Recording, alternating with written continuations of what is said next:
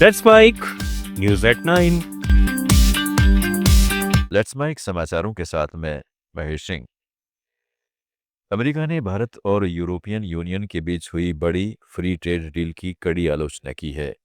अमेरिकी treasury secretary Scott Bessent ने इसे बहुत निराशाजनक बताया और कहा है कि यूरोप ने यूक्रेन रूस युद्ध में अपनी प्रतिबद्धता के बावजूद व्यापार को प्राथमिकता दी। एक मीडिया हाउस को दिए इंटरव्यू में बेसेंट ने आरोप लगाया कि भारत ने सस्ता रूसी तेल खरीदा, फिर यूरोप ने भारत से रिफाइंड तेल लिया। यानी यूरोप खुद ही युद्ध को फंड कर रहा है और अपने खिलाफ लड़ाई को सपोर्ट कर रहा है। उन्होंने कहा है कि अमेरिका ने भारत पर रूसी तेल खरीदने के लिए 25% एक्स्ट्रा टैरिफ लगाया, लेकिन यूरोप ने ऐसा नहीं किया क्योंकि वो डील नेगोशिएट कर रहा था। यूएस ट्रेड रिप्रेजेंटेटिव जेमिसन ग्रियर ने भी कहा है कि डील से भारत को ज्यादा फायदा मिल रहा है। जैसे यूरोप के बाजारों तक बेहतर पहुंच हो जाएगी। दोनों तरफ से इसे मदर ऑफ ऑल डील्स कहा जा रहा है, जो ट्रंप के टैरिफ थ्रेट्स के जवाब में एक बड़ा कदम माना जा रहा है। यूरोपीय संघ ने भारत से रूस यूक्रेन युद्ध रोकने के लिए राष्ट्रपति पुतिन पर दबाव बनाने की अपील की है। यह अपील यूरोपीय संघ की विदेश मामलों की प्रमुख और उपाध्यक्ष काजा कैलास ने की है। उन्होंने कहा है कि रूस बातचीत का दिखावा कर रहा है, जबकि असल में युद्ध जारी है। कैलास ने आरोप लगाया है कि रूस ने यूक्रेन में स्कूल, अस्पताल, आवास और ऊर्जा बुनियादी ढांचा निशाना बनाया, जो अंतर्राष्ट्रीय मानवीय कानून का उल्लंघन है। उन्होंने बताया कि रूस का मकसद यूक्रेनियों को ज़्यादा से ज़्यादा दर्द पहुंचाना और उन्हें आत्मसमर्पण करने के लिए मजबूर करना है। उन्होंने भारत से अपील की है कि वह रूस पर दबाव डाले ताकि युद्ध रोका जा सके और स्थायी शांति कायम हो। हालांकि भारत से ईयू संयुक्त बयान में रूस का जिक्र नहीं किया गया। भारत ने बांग्लादेश में तैनात अपने राजनयिकों के परिवारों को सुरक्षा कारणों से स्वदेश बुलाने का फैसला लिया है। इसके बाद ढाका ने कहा है कि देश में विदेशी राजनयिकों के लिए कोई सुरक्षा खतरा नहीं है। बांग्लादेश के विदेश मामलों के सलाहकार एमडी तौहीद हुसैन ने स्पष्ट किया है कि भारत ने इस कदम के बारे में बांग्लादेश को औपचारिक सूचना नहीं दी और यह पूरी तरह भारत का आंतरिक फैसला है।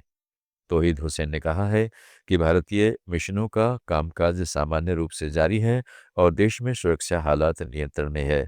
उन्होंने जोड़ा कि यदि भारत अपने अधिकारियों या उनके परिवारों को वापस बुलाना चाहता है तो ये उसका अधिकार है, लेकिन ढाका इसे किसी संकट के रूप में नहीं देखता। विशेषज्ञ मानते हैं कि यह फैसला 12 फरवरी को होने वाले आम चुनाव और कुछ कट्टरपंथी गतिविधियों को देखते हुए एहतियातन लिया गया हो सकता है। आने वाले दिनों में यह देखना अहम होगा कि भारत और बांग्लादेश इस मुद्दे पर कोई औपचारिक संवाद करते हैं या नहीं। भारत के एविएशन सेक्टर में हिंदुस्तान एरोनॉटिक्स लिमिटेड और रूस की यूनाइटेड एयरक्राफ्ट कॉरपोरेशन के बीच ऐतिहासिक समझौता हुआ है। हैदराबाद में विंग्स इंडिया एयर शो के दौरान दोनों कंपनियों ने सुपरजेट 100 विमान के भारत में उत्पादन को लेकर करार किया है। इस डील का मकसद मेक इन इंडिया को मजबूती देना और क्षेत्रीय कनेक्टिविटी के लिए विदेशी विमानों पर निर्भरता कम करना है। समझौते के तहत HAL भारत में 2 इंजन वाले नैरो बॉडी जेट विमानों का लाइसेंस आधारित निर्माण करेगी। HAL के CMD DK सुनील ने बताया है कि अगले 3 साल में SJ100 का प्रोडक्शन शुरू होगा, जबकि अगले 1.5 साल में करीब 10 विमान भारत पहुंच सकते हैं। उन्होंने कहा है कि देश में 200 से ज्यादा विमानों का बड़ा बाजार दिख रहा है। SJ100 में 87 से 108 सीटें होती हैं और यह पहले से कई रूसी एयरलाइनों में उड़ान भर रहा है। समाचारों में फिलहाल इतना ही। जुड़े रहिएगा लेट्स माइक के साथ।